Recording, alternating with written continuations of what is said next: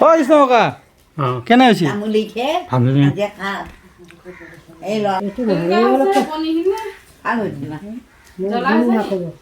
এতিয়া আমাৰ বৃন্দাবন আশ্ৰমত য'ত মই এইখিনি কৰি আছোঁ এই ৰাতিপুৱা সময়ত এইখিনি এতিয়া 10টা বজাত এনেকৈ ভাত বনাই দি আছে।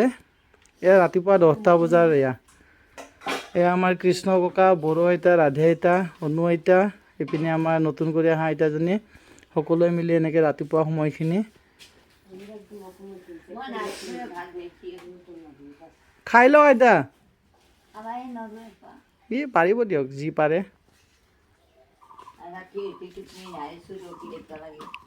অঁ নাই, এইটো বয়সৰ লগত টোপনি কমি যায় না সদায়। বয়সৰ লগত টোপনি কমে। মই এতিয়া গা পা ধুই ডিউটিলৈ যাবলৈ ওলাইছোঁ আৰু তেনেতে তাৰমানে বোলো এবাৰ দেখুৱাই দিওঁ। সদায় তাৰমানে আমি কেনেকৈ চলি আছোঁ, কেনেকৈ কৰি আছোঁ, গোটেইখিনি দেখুৱাব মই বিচাৰোঁ। সকলোৰে আগত বস্তুখিনি তেতিয়া গম পাই থাকিব যে হয় এনেদৰে আছে।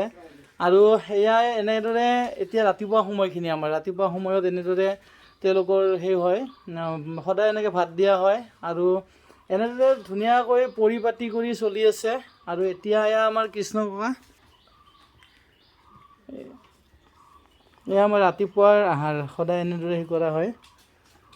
এয়া আমাৰ আবু বুলি মাতোঁ আমি। এয়া খাই ল'ব এতিয়া, একো নাই। এয়া ৰাধে এতিয়া আমাৰ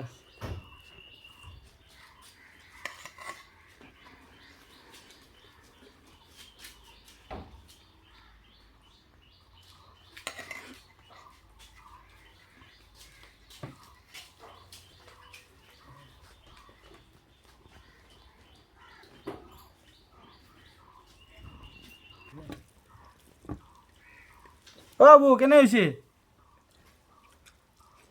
আবু চুপচাপ খাই আছে। ৰাধে আইতা, অ' ৰাধে আইতা কেনেকুৱা হৈছে?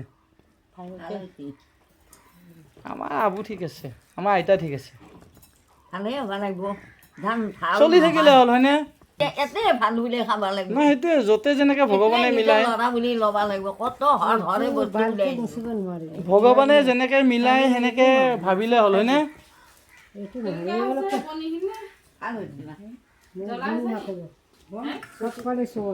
ভগৱানে যেনেকৈ মিলাই তেনেকৈ চলি থাকিব আৰু।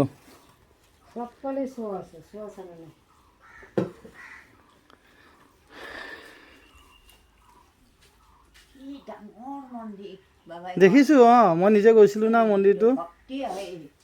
ভাত খাই লওঁ এতিয়া। ফেনখন দিম নেকি? নহয়, যদি গৰমটো নাই বাৰু। অ' কৃষ্ণ ককা কেনে হৈছে? এয়া আমাৰ বড়ো আইতাৰ বিচনা এখন, তেওঁ নিজে বহুত চাফ চিকুণ কৰি ৰাখে। এয়া আমাৰ ৰাধে বড়ো আইতাৰ বিচনা, এইখনো বহুত ধুনীয়া চাফ চিকুণ কৰি ৰাখে। এয়া আমাৰ নতুন আইতাজনী, তেওঁৰ এইখন বিচনা। আৰু এনেকৈ বিচনাৰ ছাইডত মই তেওঁৰ ঔষধৰ কাৰণে এনেকৈ বক্স দি দিছোঁ। তাৰপিছতে এইফালেও এনেকৈ পানী বটল এক্সট্ৰা দি দিয়া আছে। আৰু সেয়া আমাৰ অনু আইতাৰ বস্তু ভৰ্তি হৈ আছে, তেওঁৰ শুবলৈ জেগাই নাই। সেয়া অনু আইতাৰ বিচনা আমাৰ। আৰু এইফালে কৃষ্ণ ককা সেই ছাইডত দিয়া আছে, এইপিনে বেলেগ কৰি। সেই কৃষ্ণ ককাৰ বিচনা, তেওঁ পৰিপাতি কৰি ইমান নাৰাখে। আৰু এনেদৰে চলি আছে আমাৰ।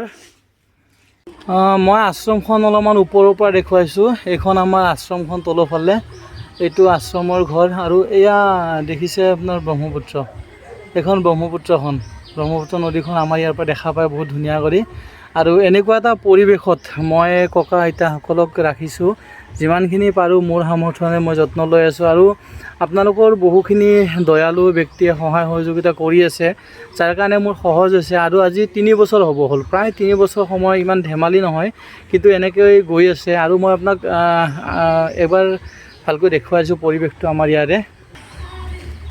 এইটো আমাৰ ইয়াৰে পৰিৱেশটো, গছ গছনিৰে ভৰা, বহুত ধুনীয়া এটা পৰিৱেশ। আৰু এইখনে সেই আশ্ৰমখন এইখন। আৰু এইটো ব্ৰহ্মপুত্ৰ নদীটো যিটো কৈছিলোঁ, আমাৰ আশ্ৰমৰ পৰা ব্ৰহ্মপুত্ৰ নদী এয়া ব্ৰহ্মপুত্ৰ নদী মোৰ ঘৰৰ পৰা যিটো দেখা পায়। আৰু এইখন আমাৰ আশ্ৰমখন, এয়া আশ্ৰমখন। আৰু এয়া ব্ৰহ্মপুত্ৰ নদী ঘৰৰ ওচৰৰ পৰা বহুত ধুনীয়া পৰিৱেশ এটা। এয়া আমাৰ ওপৰৰ পৰিৱেশটো, এনেকৈ আশ্ৰমৰ ওপৰৰ পৰিৱেশটো এনেকৈ। আশা কৰিছোঁ আপোনালোকে ককা আইতাৰ খবৰ ল'বলৈ আহিব আৰু আমাৰ এই পৰিৱেশটো বহুত ভাল পাব। এই গুৱাহাটীত থাকি এনেকুৱা এটা পৰিৱেশত আমি থাকোঁ, বহুত ধুনীয়া পৰিৱেশ এটা, নিজান নিস্তব্ধ আৰু চৰাই চিৰিকটিৰ মাত যথেষ্টখিনি আছে। আশা কৰিছোঁ আহিব আৰু ভিডিঅ'টো যদি ভাল পাইছে শ্বেয়াৰ কৰি দিব, কাৰণ যিটো পৰিৱেশৰ গোটেইখিনি দেখুৱাইছোঁ বা আমি কেনেদৰে যত্ন লৈ আছোঁ ককা আইতাৰ, চাব পাৰিব আহিলে, নিশ্চয় আহিব। সকলোলৈকে মোৰ ফালৰ পৰা নিমন্ত্ৰণ জনালোঁ মই।